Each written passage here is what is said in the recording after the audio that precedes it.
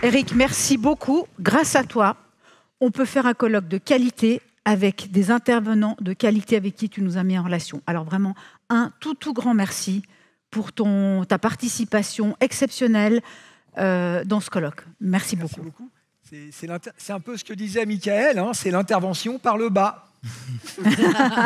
Trop de modestie. En cela, on reconnaît ta grandeur. Voilà, alors, le titre de la conférence d'Éric ce soir, « Et si le changement climatique était aussi une chance ?» Alors, rapidement, le petit cursus, enfin non, le grand cursus d'Éric. On va dire qu'un certain nombre de choses. Hein. Donc, il est professeur honoraire de biogéochimie à l'Université de Lausanne. Il est l'auteur de près de 200 articles scientifiques ayant principalement trait à la dynamique du carbone impliqué dans les interactions entre le vivant et le minéral. Il a fondé en 2004, avec 2 collègues, le premier master en biogéosciences. Et il est l'auteur d'un atlas de micromorphologie des sols chez Springer. Eh ben, je te laisse la parole, Eric. Merci beaucoup. Merci beaucoup. Et bravo encore. Merci. Alors tout d'abord, merci à vous toutes et tous d'être encore là. Moi, je sais pas, moi je suis crevé. Donc j'imagine que ça va être la même chose pour vous. Alors, ce que je vais essayer de vous montrer aujourd'hui, je vais prendre complètement le contre-pied. C'est-à-dire que je vais essayer de vous expliquer que fondamentalement, peut-être ce serait bien d'avoir le moral. C'est-à-dire qu'on va essayer de regarder si le changement climatique non seulement était une chance, mais on va essayer de voir dans les paramètres que on nous vend, s'il n'y a pas des choses positives dans ces paramètres, la température par exemple, ou le CO2, on va essayer de comprendre un petit peu ce qu'il y a derrière. Alors, la première chose que j'aimerais faire, c'est vous mettre 2 phrases que j'ai trouvées intéressantes en exergue. La première de Saboury de 2024, « La science meurt lorsque l'on obéit au consensus plutôt que de le remettre en question ». Et la seconde, c'est le Christian Lévesque qui m'a envoyé le dernier article qui va paraître bientôt et qui dit « Affirmer l'existence d'un consensus scientifique, le fameux « la science a dit », eh bien, est souvent un argument employé pour instrumentaliser un point de vue en laissant croire que ceux qui sont d'un autre avis sont des marginaux déviants. Une forme déguisée de censure en réalité. » Donc, on va essayer, nous, d'aller au-delà du consensus. Je vais essayer de sortir du consensus et on va essayer de trouver quelques points positifs dans ce qui nous entoure actuellement au niveau du changement climatique. Alors, on a 3 points qui sont extrêmement médiatisés, qui sont négatifs, de ce qu'on appelle la crise climatique. Je voudrais dire une chose aussi, c'est tout ce que je vous dis maintenant n'engage que moi. Ça n'engage ni mon université, ni des collègues, quoi que ce soit, ça n'engage que moi. Alors, déjà, une première chose, ces points négatifs sont la hausse dangereuse des températures. J'ai mis dangereuse, évidemment, entre guillemets, 1,2 degré depuis 1850. L'extrême danger de la hausse du CO2 et l'augmentation des fameuses manifestations météorologiques extrêmes. Alors, déjà, Benoît nous a parlé un petit peu de ça, je reprendrai quelques points. Alors, regardons la hausse des températures. Et pour ça, je vais faire un peu de nationalisme cantonal. Je vais vous parler de Neuchâtel. Alors, qu'est-ce qui se passe à Neuchâtel depuis 1950 du côté des températures? Eh bien, voici 2 courbes assez intéressantes. Vous avez en bas les années et vous avez sur l'axe qui va être donc l'axe qui est sur les températures en degrés.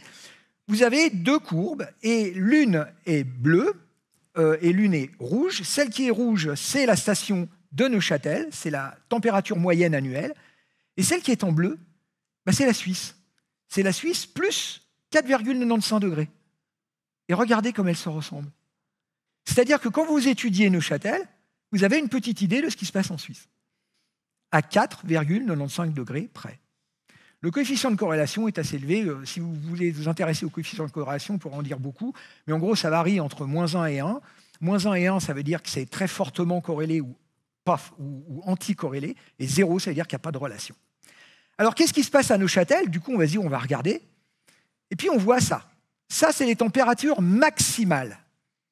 Qu'est-ce que ça veut dire, les températures maximales? Eh bien, vous voyez, il y a des températures maximales qui peuvent être à -15 degrés. Ben oui, parce que les températures maximales, c'est la température qui est maximale pendant la journée, pendant 24 heures. Mais en hiver, il peut faire très froid et on peut ne pas dépasser moins 15 degrés. Donc ça, ce sont les températures maximales. Et vous avez compris que les dents de scie, c'est quoi? Hiver, été, hiver, été. Et je passe évidemment par le printemps et l'automne, donc pas de problème. Que nous disent ces températures maximales enregistrées depuis 1950 par Météo Suisse à Neuchâtel? Elles nous disent que l'écart moyen annuel maximum-minimum, donc il faudrait mettre les températures minimales aussi, et donc quand on fait cet écart, on est à 41,46 degrés en moyenne, c'est ce que vit un Neuchâtelois, entre la température la plus basse et la température la plus élevée au cours de l'année. Avec, vous voyez, un plus ou moins 6 degrés. En 1985, on a eu un écart de 50, c'était beaucoup, et en 1977, seulement de 35. Vous voyez la variabilité? D'accord? Alors, on va reprendre cette courbe et je vais faire quelque chose de terrible. Je vais retirer le changement climatique. Je vais retirer, en fait, le réchauffement. Et donc, on va voir ce qu'on aurait dû avoir sans le réchauffement. La courbe, elle est rouge. Elle est sur la bleue. Oh là là, ça fait peur, non? Vous voyez que ces deux courbes, qui sont l'une sur l'autre, se chevauchent incroyablement. Pourquoi? Eh bien parce que notre réchauffement climatique, il y a une technique mathématique pour essayer de l'extraire, le voilà. C'est la courbe que vous voyez en rouge qui fait des zigzags. En fait, c'est ça la tendance au réchauffement. Qu'est-ce que ça veut dire en termes de chiffres? Je vais vous le dire. Ça veut dire une augmentation depuis 1950 sur les températures maximales, vous êtes bien assis, de 0,29 degrés par décennie. Autrement dit, 0,029 degrés par an. Voilà ce qu'il en est pour les températures. Mais il y a bien quelque chose quand même qui est derrière, qui font monter un petit peu ces températures. Et puis j'ai eu une idée un petit peu saugrenue. Je suis retourné sur les données de Météo Suisse et j'ai regardé les heures d'ensoleillement. Et là, regardez ce qui se passe. Vous avez d'un côté, donc, en rouge, les températures maximales, et en bleu, vous avez l'insolation. Qu'est-ce que c'est que l'insolation? L'insolation, c'est les heures, en fait, les heures d'ensoleillement, où le rayonnement solaire est direct. Il n'y a pas de nuages, il n'y a rien, c'est le direct. Et regardez ce qui se passe. Vous êtes bien d'accord avec moi, ça se suit pas mal, d'ailleurs le coefficient est élevé. Et puis, à un moment donné, ça monte. Et les deux montent. Jusqu'à preuve du contraire, il me semble que le soleil ne fonctionne pas au diesel. Donc, il y a quelque chose qui se passe qui est complexe. Et de dire qu'il existe un bouton, et que ce bouton, c'est le CO2, et que c'est le seul qui règle le climat, me semble un raccourci extrêmement dangereux. Oui, ok, bon, c'est vrai, peut-être que... Oui, mais ça s'accélère. Que dit la RTS? Excellente source d'information. Le réchauffement climatique s'accélère entre entrer dans le 1,5 degré. Donc vous avez tous compris que le 1,5 degré, c'est évidemment depuis 1850. En moyenne, ces 5 prochaines années. Y a-t-il donc eu une accélération de ce réchauffement depuis les années 70? Et on retrouve la magnifique figure d'une façon un petit peu différente qu'avait donnée Benoît, à savoir donc cette courbe. Et évidemment, comme l'a dit aussi Benoît, on sort du petit âge glaciaire en 1850 et surtout, entre 1910 et 1945, eh bien, on voit que finalement, il y a eu un réchauffement qui a été à peu près de même amplitude. Et ça pose quand même un souci. Il faudrait essayer de comprendre pourquoi. Et là, la compréhension, elle est absolument nulle, on ne sait pas. Alors bon, y aurait-il donc une accélération à partir de la barre bleue, c'est-à-dire du réchauffement? Et là, on a de la chance, parce qu'il y a eu une étude qui a été publiée en 2024.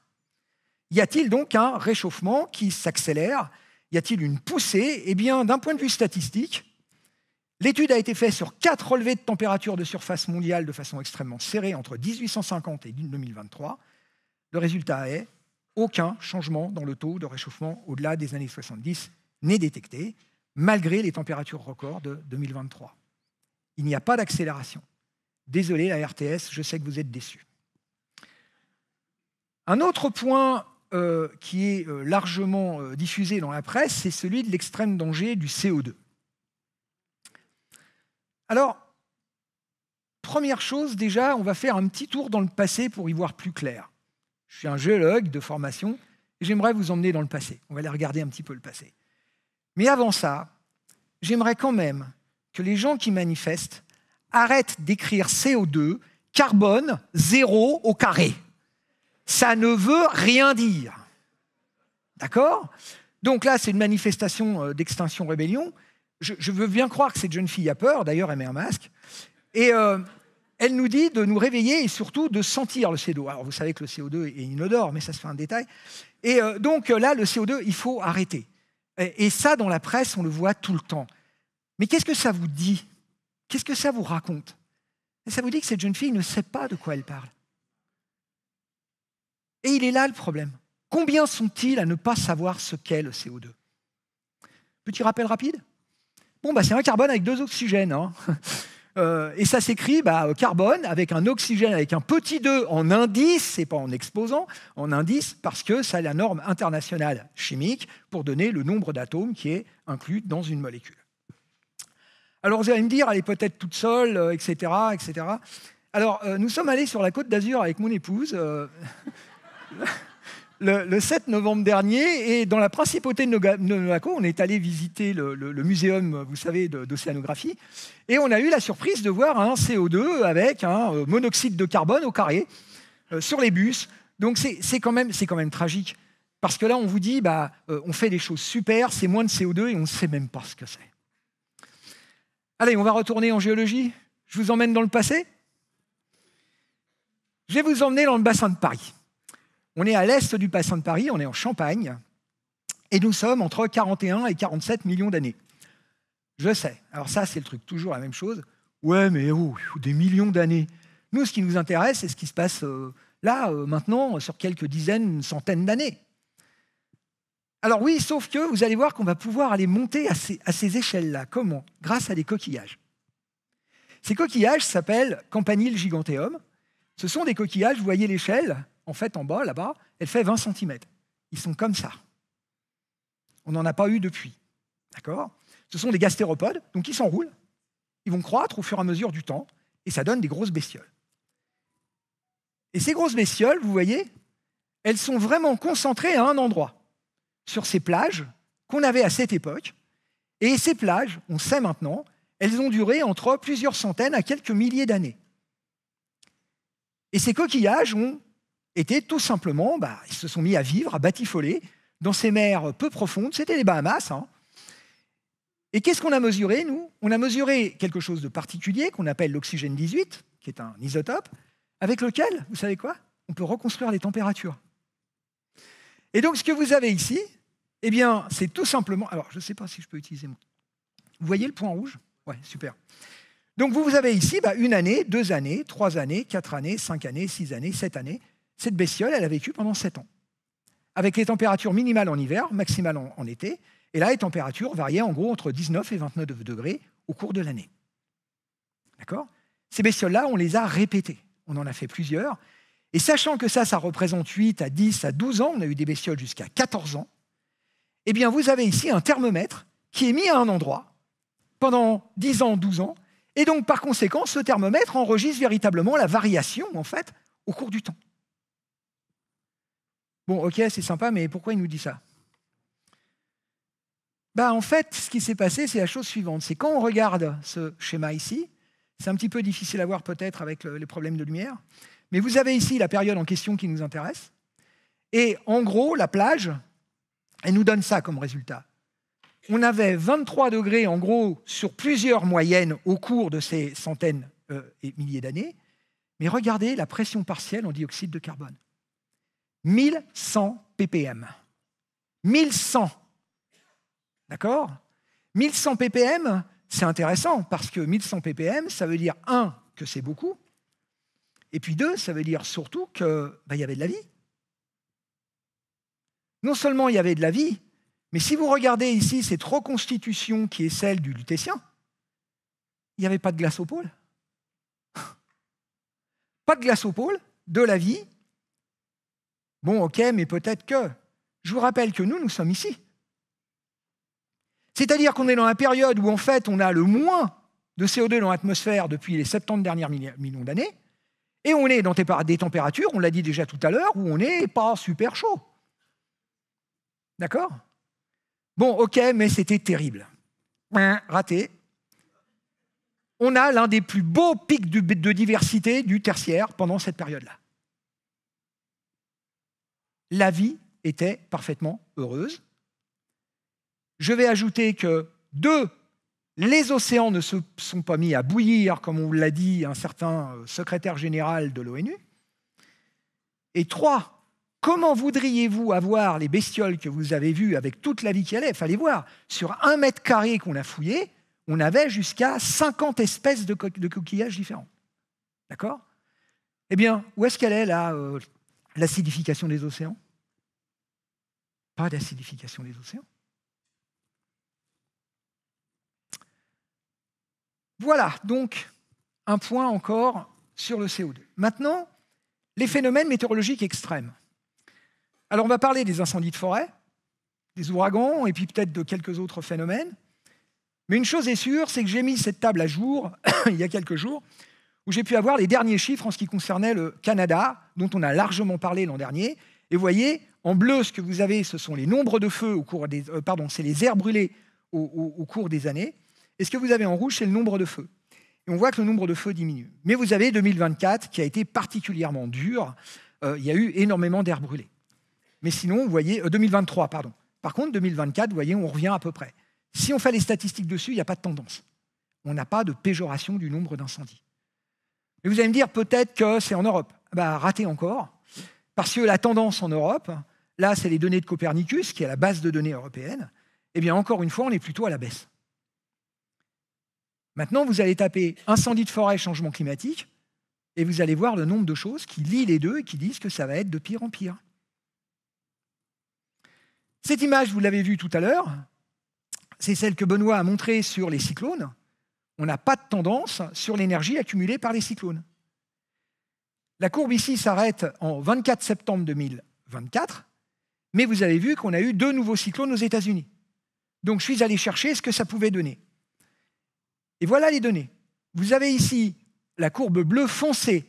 C'est ce qu'on appelle la climatologie, c'est-à-dire en fait c'est la moyenne entre 1991 et 2020 de l'énergie accumulée par les cyclones. Et ce que vous avez en bleu clair, c'est l'année 2024. On est même en dessous de ce qui se passait entre la moyenne, on va dire, 91, 20. Or, on nous avait prédit que l'année 2024 serait terrible à cause de l'augmentation de température qu'il y a eu en 2023. Bien, ça c'est les faits naturels, mais qu'en est-il des désastres et des morts? Nous sommes des humains. Eh bien, quand vous regardez ici cette donnée de Our World in Data, vous voyez du côté gauche, vous avez 1900, et du côté droit, vous avez les années 2020. Et vous voyez que les bulles qui montrent le nombre de victimes par grandes catastrophes naturelles, on va retirer, je les ai mis en italique, les tremblements de terre et les volcans, parce que ça, on est dans un domaine qui échappe au climat. Eh bien, vous voyez ici que les bulles, au fur et à mesure du temps, diminuent. On a de moins en moins de victimes. Ouais, ok, mais ce serait mieux quand même de ramener ça au nombre d'habitants, parce qu'on est de plus en plus nombreux. Eh bien, regardez ce qui se passe. Si on ramène le nombre de décès par 100 000 habitants sur les désastres naturels depuis 1950, eh bien, la tendance est absolument claire. Donc, nous savons mieux nous protéger. Nous savons mieux nous protéger, nous savons mieux, en quelque sorte, prédire aussi s'il y a une catastrophe qui arrive et se mettre à l'abri. Donc, qu'est-ce que ça veut dire? Ça veut dire que, fondamentalement, ça suffit de dire qu'il y a toujours plus de catastrophes. Il faudrait dire aussi que nous savons de plus en plus nous en protéger. Il faut finir la phrase. Qu'en est-il au niveau des pertes mondiales? Alors ici, il s'agit d'une façon de le calculer qui est par rapport au PIB. Tout à l'heure, nous avons vu Benoît qui nous a dit voilà, c'est normal qu'il y a plus de dégâts parce qu'il y a plus de richesses. Donc on va ramener ça au PIB. C'est un excellent site que je vous conseille pour ceux qui pratiquent l'anglais, qui est celui de Roger Pilk Jr., qui est un type absolument brillantissime. Eh bien, vous voyez ici, là, c'est au niveau mondial. Qu'est-ce qui se passe? Depuis 1990, eh bien, la tendance est stagnante à légèrement diminution. Je n'ai pas testé la pente. Mais en tout cas, il ne se passe pas, il n'y a pas de multiplication des dégâts. Et si on regarde chez nous, en Suisse, même constat. D'accord ? Donc, alors qu'on augmente évidemment notre PIB. Alors, qu'est-ce que j'ai envie de vous dire après tout ça ? Je sais, ce n'est pas politiquement correct, mais voilà, pas de panique. Pas de panique. Fondamentalement, on voit qu'on n'a pas véritablement de péjoration des catastrophes. On n'a pas non plus un indice en géologie qui nous montre que si on a plus de CO2, on va aller vers la catastrophe. Et on n'a pas non plus des impacts au niveau de l'augmentation des températures qui soient terribles. Alors, comme j'étais un petit peu long, j'ai dû retirer quelques diapositives, mais je voulais vous mettre quelque chose sur les températures. Je vais juste vous le dire en quelques mots. Il y a eu un magnifique livre qui avait été publié il y a quelques années, qui s'appelait « Le journal d'un bourgeois sous la Révolution ».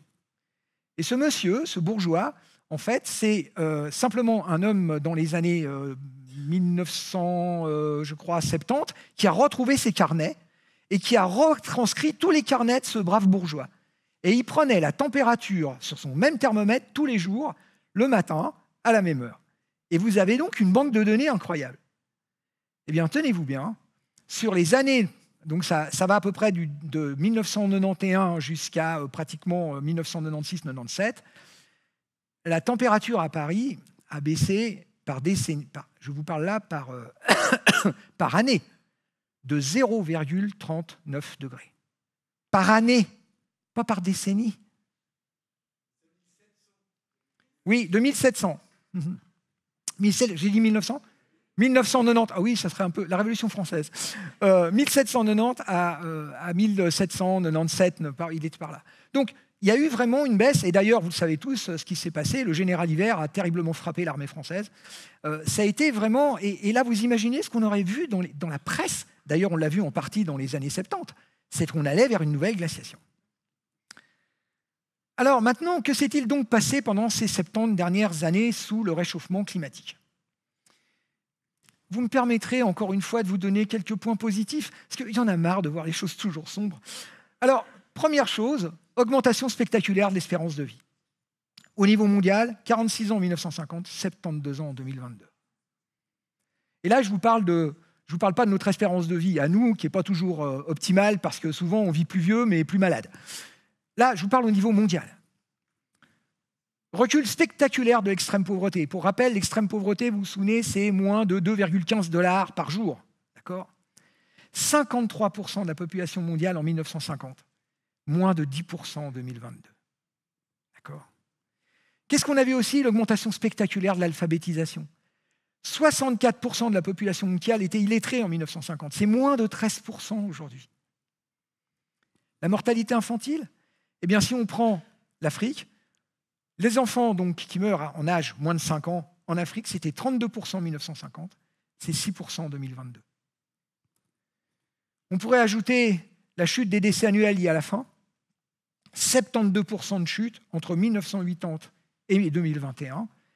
Et je suis désolé, mais si vous regardez bien les causes de la faim, bien souvent ce sont des faims qui sont provoquées par des conflits. La faim est utilisée comme arme. Pas d'impact négatif majeur du réchauffement dans ces résultats-là, ou alors j'ai mal copié. Mais vous voyez ce que je veux vous dire ?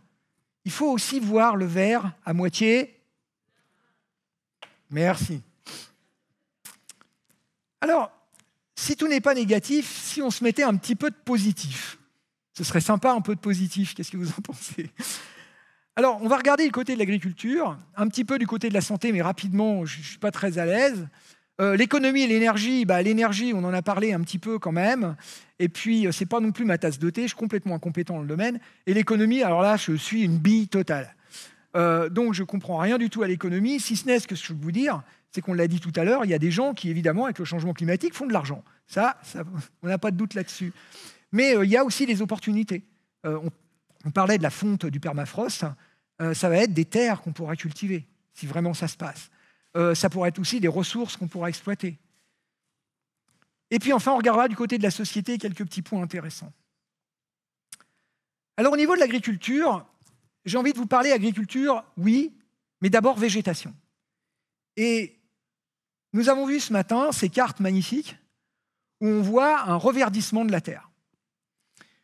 Ce travail qui a été publié donc sur votre gauche, le travail qui a été publié en 2020, avait pris différentes sources au niveau des satellites et a montré exactement dans les deux cas la même chose, à savoir une augmentation de l'espace foliaire. C'est quelque chose qui maintenant est ancré un petit peu dans les idées.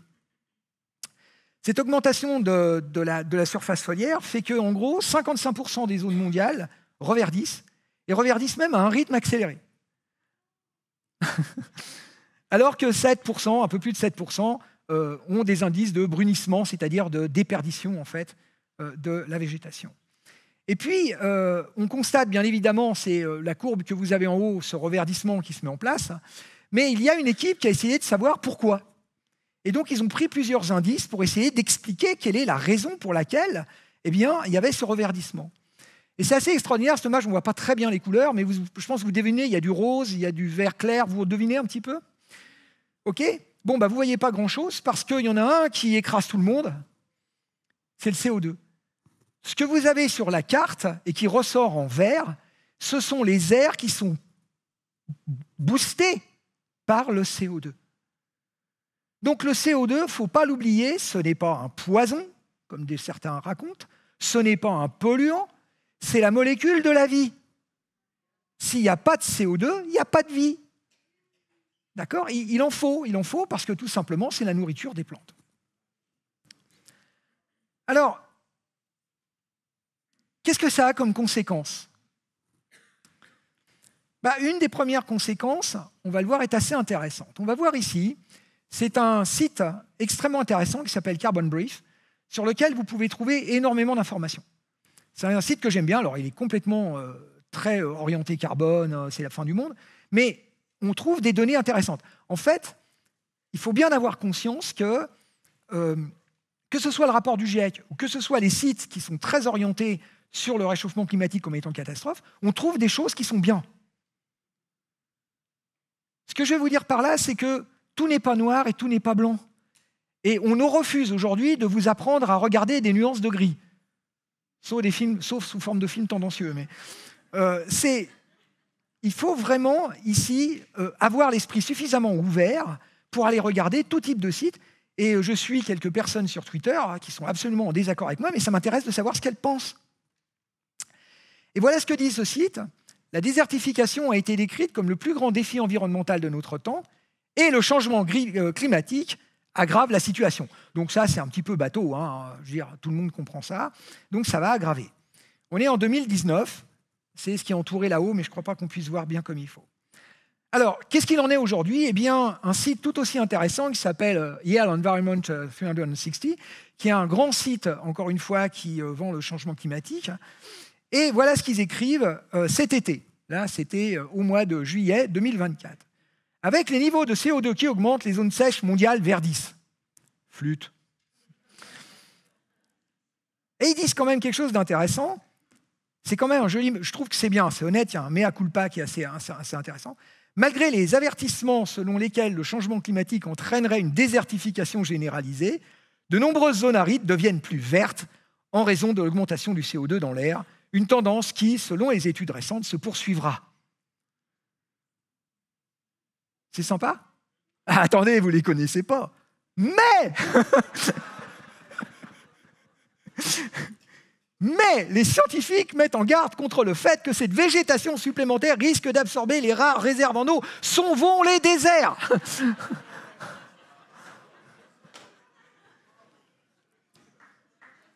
Donc on a...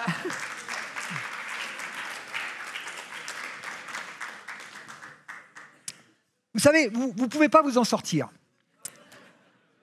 Il fait chaud, c'est le réchauffement climatique. Il fait froid, c'est le réchauffement climatique. Il pleut, c'est le réchauffement climatique. On est en sécheresse, c'est le réchauffement climatique. Voilà, c'est ce qu'on appelle une hypothèse infalsifiable. Alors, qu'en est-il dans la réalité ?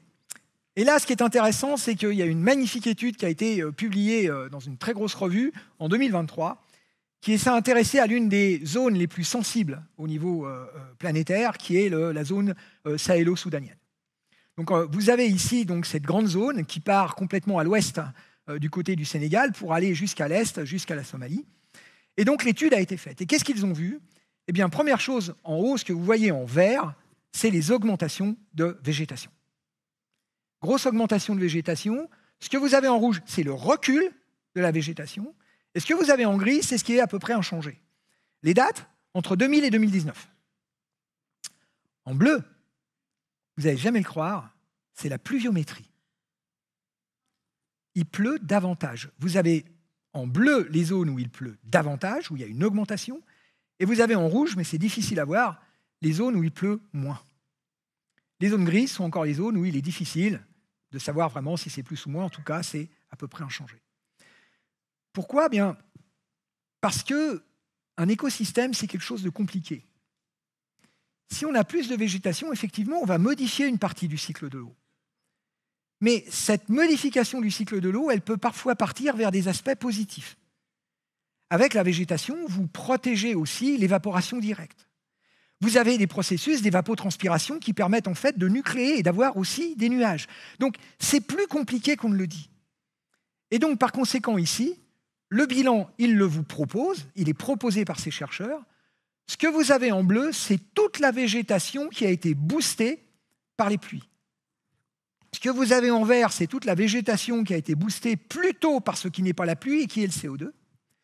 Et ce que vous avez en brun, eh bien, ce sont les zones où on a du recul et ni la pluie, ni évidemment le CO2 n'arrivent à expliquer ce recul. Et quelles sont les constatations? La première chose, c'est que la moitié du verdissement de la végétation est liée aux précipitations. Bonne nouvelle, il pleut davantage. Je vous rappelle qu'on avait prévu que les zones arides allaient s'aridifier davantage. La majeure partie du brunissement n'est pas liée à la variabilité des précipitations. Au Mali et au Soudan, les tendances au verdissement sont liées aux précipitations et au changement d'occupation des terres. Les gens s'organisent pour exploiter les ressources. Le brunissement en Afrique de l'Ouest, c'est ce que vous voyez ici en B1, B2, B3, c'est au centre. Eh bien, là, en Afrique de l'Ouest centrale, c'est dû essentiellement à quoi? Eh bien, à des terres qui sont cultivées et donc à la perte de végétation naturelle associée à des activités de production agricole extensive. Autrement dit, rien à voir avec le changement naturel, c'est la pression anthropique sur le milieu. Si on allait voir du côté maintenant des céréales, ça vous tente? Ben voilà, ça c'est la production des céréales dans le monde depuis 1961. L'année 0, c'est 1961, donc 62, on a produit un peu plus, et hop, on ajoute le pourcent. Et vous ajoutez comme ça au fur et à mesure des années. Qu'est-ce que l'on voit? Eh bien, au niveau de la production, on produit toujours plus. Au niveau des rendements, les rendements sont toujours plus forts. Et regardez la population. Bien sûr, la population croît, mais elle croît moins vite que, évidemment, la production alimentaire. Maintenant, je ne suis pas dupe. Ça a un prix aussi écologiquement. En particulier, il y a quelque chose qui me tient à cœur, c'est tous les problèmes d'érosion et d'épuisement des sols. Mais ça, on sait, on pourra remédier, on connaît des méthodes. Mais ce qui est le plus important dans cette courbe-là, c'est quoi? C'est le fait qu'on vous a vendu dans les années 70 et 80 la bombe P de Ehrlich. C'est-à-dire que la population, la surpopulation, nous mènera tous à la famine au début des années 2000. Waouh! C'est pas ce que je vois là.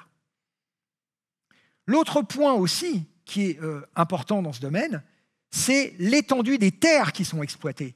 Parce qu'on aurait pu exploiter, bien sûr, avoir plus de ressources, mais on aurait terriblement défriché, faire un massacre au niveau des écosystèmes. Eh bien, vous avez en bas, ça, ce sont les aires des terres qui sont utilisées.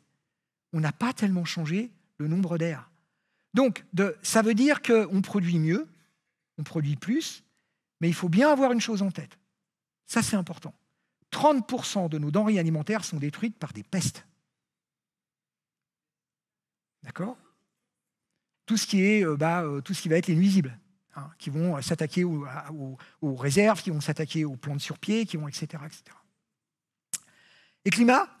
Le climat, le voilà. En gros, ce qui se passe, c'est la chose suivante. Oups. Oh, c'est pas affiché. Ah, on voit aussi un petit peu. Vous voyez un petit peu, je vous le montre ici. On va prendre ici une anomalie de température de 0 degré en 1961. Anomalie depuis, alors attention, elle est à 0 en 1961, mais cette anomalie est calculée par rapport à 1850, toujours. C'est-à-dire qu'en 1961, on était à peu près à ce qu'il y avait dans les années 1850-1900. Et donc ici, en 2022, on est à 1,1. D'accord ? Degrés de plus. Et le CO2, il est passé de 317 à 421 ppm. D'accord ? Cette flèche noire, elle est en train de vous montrer une catastrophe ? Je ne sais pas, moi je pose la question, hein, naïvement. Allez, côté santé. Alors, côté santé, une étude tout à fait récente a fait une synthèse. Il faut aller sur ce site qui s'appelle Our World in Data. C'est un site merveilleux où vous avez énormément de données qui sont à votre disposition. C'est en anglais, mais vous pouvez toujours vous demander, vous savez, le traducteur automatique de votre page. Et là, vraiment, c'est super intéressant. Anna Ricci a fait une étude, elle a dit, voilà, on va regarder quelle est la part de mortalité attribuée aux températures suboptimales. Suboptimale, ça veut dire un peu trop froid ou un peu trop chaud, ou même beaucoup trop froid ou beaucoup trop chaud, entre 2000 et 2019. Et là, on regarde au niveau de la mortalité, c'est au niveau mondial. Et qu'est-ce que l'on voit ? Eh bien, d'abord, on voit des barres bleues. Sur les barres bleues, c'est avec les pourcentages de décès qui sont liés au froid. Et on voit des barres rouges. Les barres rouges, c'est les décès liés au chaud.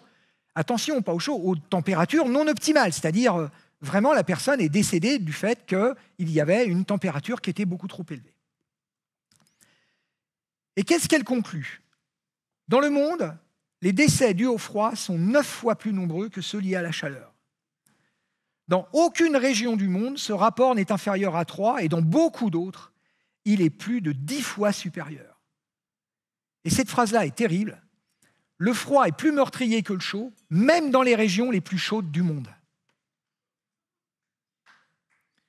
On est des animaux tropicaux, non ? D'où viennent nos ancêtres ? Donc vous voyez que là, encore une fois, pourquoi insister, montrer les courbes de mortalité, d'accord, lorsqu'il y a une vague de chaleur, et ne pas dire ce qui se passe en hiver. D'accord ? J'ai écrit un petit papier qui a énervé un certain nombre de gens à la suite de la plainte qui avait été déposée, vous savez, par ces braves dames à la CEDH, à la Commission des droits de l'homme européenne. Et donc, elles nous ont dit, bah voilà, nous, on va souffrir de la chaleur. Mais madame, chez nous, c'est pas le chaud qui tue, c'est le froid. Donc, si on devait avoir 1-2 degrés de plus, on va peut-être pas non plus s'en priver, d'autant plus que, je pourrais faire toute une conférence là-dessus, ce sont les températures en fait froides qui ont tendance à remonter un peu, moins que les températures chaudes. Peut-être on vous a dit l'inverse. Donc ça, c'est vraiment intéressant. Mais non, il faut encore dire que tout est du côté du verre vide et pas du verre plein. Au niveau de la société, j'aimerais qu'on réfléchisse un petit peu sur ce qu'on a dit pratiquement toute la journée, à savoir quelles sont les priorités qu'on pourrait avoir pour l'espèce humaine. Et là, il y a une enquête qui a été faite, qui s'appelait We the People, qui a été faite par l'ONU. Pour une fois, ils font des bons trucs. 7 millions d'individus ont été interrogés de tout niveau socio-économique, de tout pays, de toute religion et de tout âge. Enfin, d'un âge où on comprenait la question. Et donc là, on a mis plusieurs choses. On a mis, par exemple, l'éducation, la santé, enfin, tout un tas de critères. Le changement climatique est en position extrêmement stratégique. C'est 2014. Alors, bien sûr, c'est quelque chose qui est quand même important parce que vous voyez que nous sommes, je suis désolé de le dire, ça ne fera peut-être pas plaisir à certains, mais nous sommes riches et européano-centrés. Le reste du monde voit, comme l'a dit l'évêque, la nature de façon très différente. Moi, j'aimerais demander à un écologiste urbain si ça l'intéresserait que je le mette tout nu dans la savane dans laquelle moi j'ai travaillé, par exemple au Botswana ou au Burkina, ou avec un couteau suisse. Je ne suis pas un sauvage. Je le laisse et je le laisse communier avec la nature. Et je reviens dans 1 an. Ça, c'est la vie de millions d'Africains.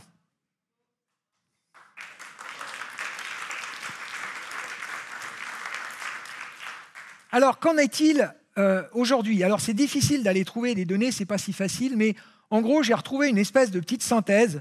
Allez, je vais vous le dire, je me suis servi de l'intelligence artificielle. Non, c'est sympa comme outil, hein.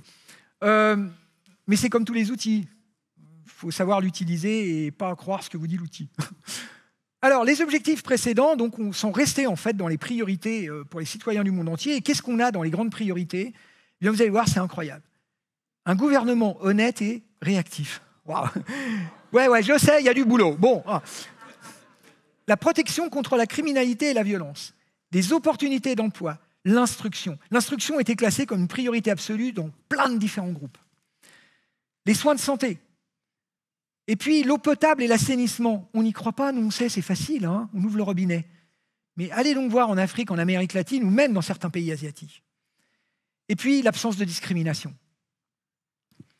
Et ça, ce genre de message-là, c'est intéressant parce que ça devrait être mis en priorité dans ce qu'on appelle aujourd'hui, vous avez peut-être entendu parler, les Sustainable Development Goals, c'est-à-dire les objectifs de développement durable. Et il y a un monsieur que j'admire beaucoup, qui s'appelle Björn Lomborg, qui a écrit ce bouquin génial. Et il s'est intéressé, tiens, si on avait d'autres combats plus urgents que le climat, qu'est-ce que ce serait? Et il a fait une évaluation. Et il tombe à peu près sur les mêmes thèmes. Éducation, maladie, hein, bien entendu, santé de la mère et des bébés, mais aussi santé de l'enfance, réduction de la corruption. La réduction de la corruption est vraiment pour moi un des enjeux majeurs. Recherche et développement agricole. Plus d'aliments et moins cher, mais aussi qualité de la nutrition. Ce n'est pas la même chose de manger et de se nourrir. Je peux vous faire manger des insectes, je ne vais pas vous nourrir. D'accord? Davantage d'échanges commerciaux, une migration des personnes qualifiées et la sécurité foncière. Regardez bien ce terme, sécurité foncière. Ça veut dire la terre à ceux qui la cultivent. Ça veut dire qu'actuellement, la charge qui est menée contre nos paysans est absolument quelque chose de scandaleux. Ça,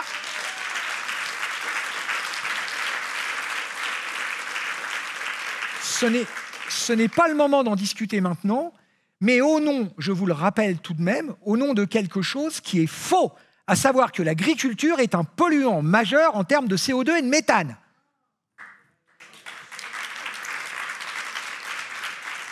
Alors, super, mais ça va nous coûter cher, ça, un truc comme ça, si on fait un programme pareil. Il a fait le calcul, 3% des dépenses qui sont prévues pour sauver le climat. D'accord? Et donc, il a suivi la COP29 et il a fait ce cartoon pour la COP29. On voit une Africaine qui donc est avec son bébé et qui dit « Nous sommes pauvres et nous avons faim ». Et le bon technocrate, là, qui lui répond « Vous avez de la chance, nous venons juste de passer un accord climatique qui coûtera des milliers de milliards pour réduire la température mondiale de 0,02 degrés dans une centaine d'années. » Voilà où on en est. Alors, je ne suis pas dupe. Il y a des problèmes. Il y a beaucoup de choses à améliorer. Ne serait-ce que, j'ai discuté tout à l'heure avec une dame, tous les problèmes, on a des problèmes de pollution. On m'a dit, ah oui, vous êtes climato-sceptique, alors vous êtes pour la pollution. Ouais, vous êtes d'accord que vous aimez qu'il y ait du mercure dans votre saumon. Vous aimez bien les microplastiques dans votre salade. Non? C'est-à-dire qu'on prend les gens pour des imbéciles. On pense parce qu'on n'est pas d'accord avec ça, alors que tout doit être groupé. Puis évidemment, vous imaginez, j'ai travaillé en Afrique, je vous montrerai mon carnet de vaccination, mais je suis un anti-vax. Bah oui, j'ai pas pris le dernier, le Covid, j'ai pas trouvé que c'était... Bon, mais vous voyez... Non, c'était pas une position de ma part. J'ai pris les stats et j'ai regardé. C'est tout. Bon. Donc, tout ça pour vous dire que on a des problèmes. Je suis en train de vous montrer que c'est à moitié plein parce que j'ai envie de vous remonter le moral. Et j'ai envie de remonter le moral à mes étudiants. Parce que nos gamins, ils n'ont pas tant le moral que ça. Et ça, c'est franchement, vraiment, je le pense très fortement, c'est quelque chose qui est, à mon sens, extrêmement irresponsable. On ne désespère pas la jeunesse. Alors, j'ai envie de finir par des questions. Je vais vous poser des questions, je vais vous proposer des questions qui sont des questions que vous devriez poser aux politiques.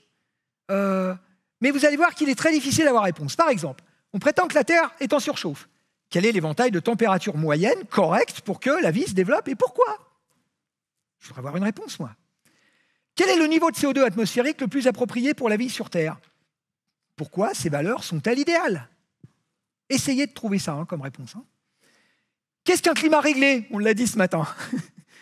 Oui, il y a un dérèglement climatique, donc il y a un climat réglé. Alors, si ça existe, dans combien de temps le climat sera réglé en appliquant le net zéro là? J'aimerais savoir. Comment pourra-t-on s'assurer que le nouveau climat réglé se maintiendra? Puis finalement, qu'il n'y aura pratiquement plus de très méchants aléas climatiques, parce qu'on aura réglé le climat, on est fort.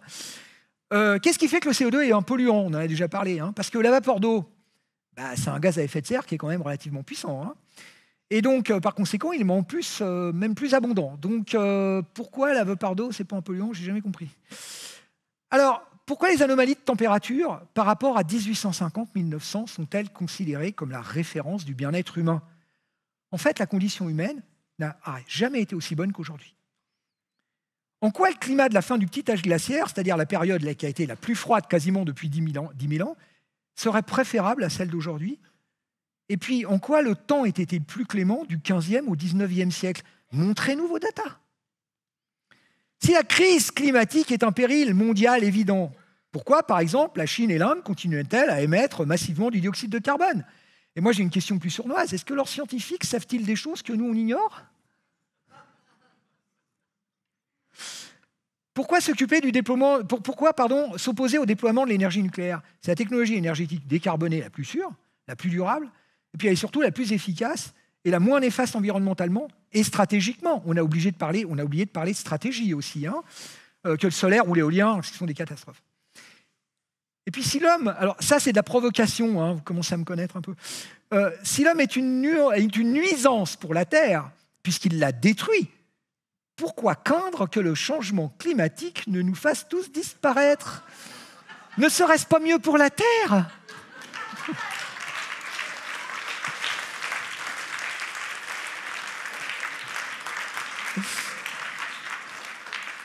Bon, allez, je vais arrêter de faire le pitre. Alors, pour conclure, écoutez, je vais reprendre un petit peu ce qu'ont dit mes collègues. L'attrait du catastrophisme, ça repose sur sa clarté morale, en fait. Bien qu'il prétende reposer sur la science, on l'a vu, son essence, elle n'est pas scientifique. C'est une position morale. Merci, Michael. Les principes du catastrophisme sont simples. La nature, elle est bonne, et sa profanation, c'est mauvais. Merci, Christian Lévesque. La crise climatique, ça ne se conjugue pas comme une question de thermodynamique. C'est une question de bien et de mal.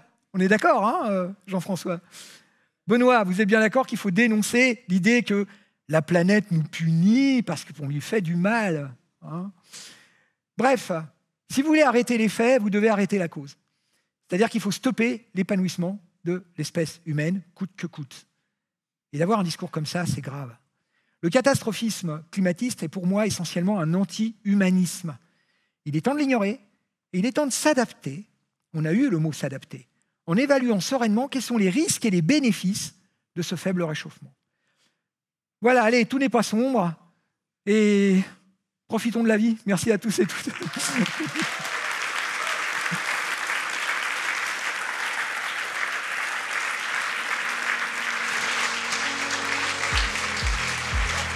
Bravo, c'est génial.